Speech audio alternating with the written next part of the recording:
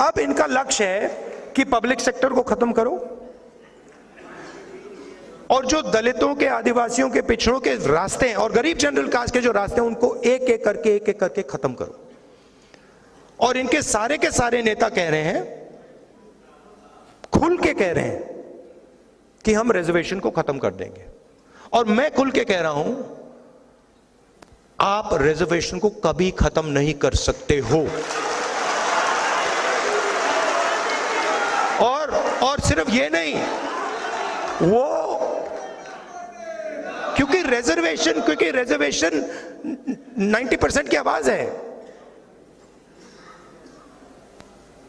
तो रिजर्वेशन पर आक्रमण, कॉन्स्टिट्यूशन पर आक्रमण, पब्लिक सेक्टर पर आक्रमण, आर्मी पर आक्रमण, फाइनेंशियल सिस्टम पर आक्रमण। क्यों? क्योंकि इनके पीछे धन है, अरबों रुपए हैं। तो ये सिचुएशन है। अब थोड़ी सी प्रॉब्लम आ गई है। आपने देखा होगा मोदी जी ने अदानी जी का, अंबानी जी का नाम ले लिया, भौखला गए कि भैया आओ आओ मुझे बचाओ। यहां पे तो हिंदुस्तान की जनता ने घेर लिया मुझे, ये मतलब सबने घेर लिया। ये तो आरक्षण की बात कर रहे हैं, ये तो कॉन्स्टिट्यूशन की बात कर रहे हैं। अदानी जी, अंबानी जी बचाओ मुझे। वो कैसे बचाएं? वो नहीं बचा पाएंगे। बचा तो जनता ही सकती है। मैं कल टूर के बाद गाड़ी में था, वापस जा रहा था एयरपोर्ट से, तो बातचीत चल रही थी गाड़ी में और मैं कह रहा था कि देखिए, अलंकार और मेरी बात हो रही थी, तो मैंने उससे कहा देखिए रियलिटी क्या है। रियलिटी ये है कि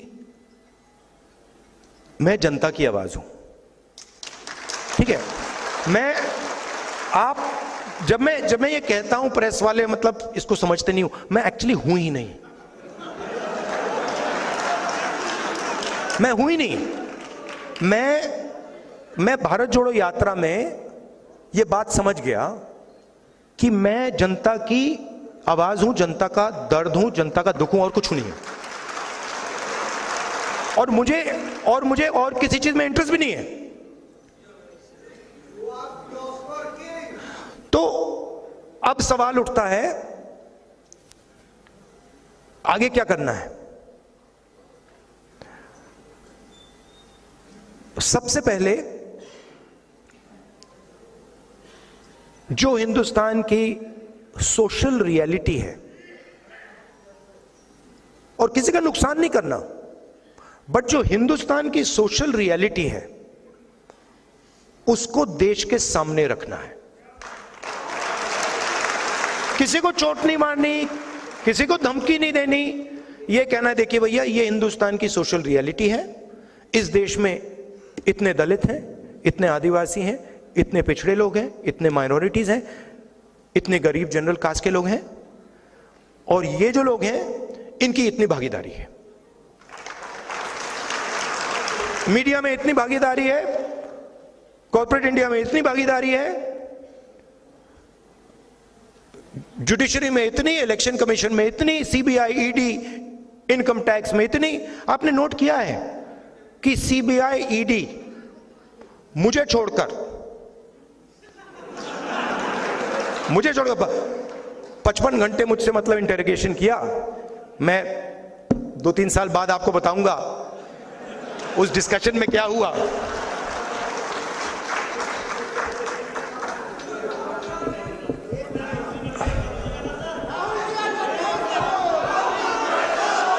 मैं बताऊं आपको क्या हुआ, बताऊं? मैंने ईडी के अफसर से बोला, ईडी के अफसर मुझे इंटरोगेट कर रहे थे, और मैंने उनसे बोला कि देखिए आप सोच रहे हो कि आपने मुझे यहां बुलाया है, मगर आप गलतफहमी में हो। आपने मुझे यहां नहीं बुलाया, मैं यहां आया हूं।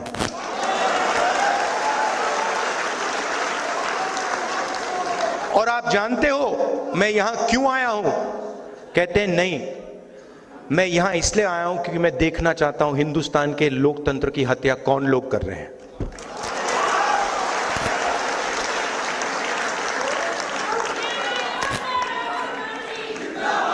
मतलब आप क्या समझे हो?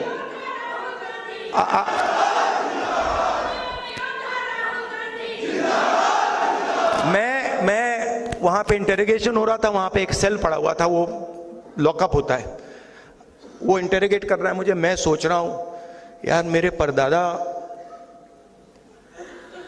12 साल ऐसे सेल में बैठे थे, कम से कम 10 साल तो मुझे भी जाना चाहिए। आप मुझे कोई भी सेल दे दो, कोई फर्क नहीं पड़ता।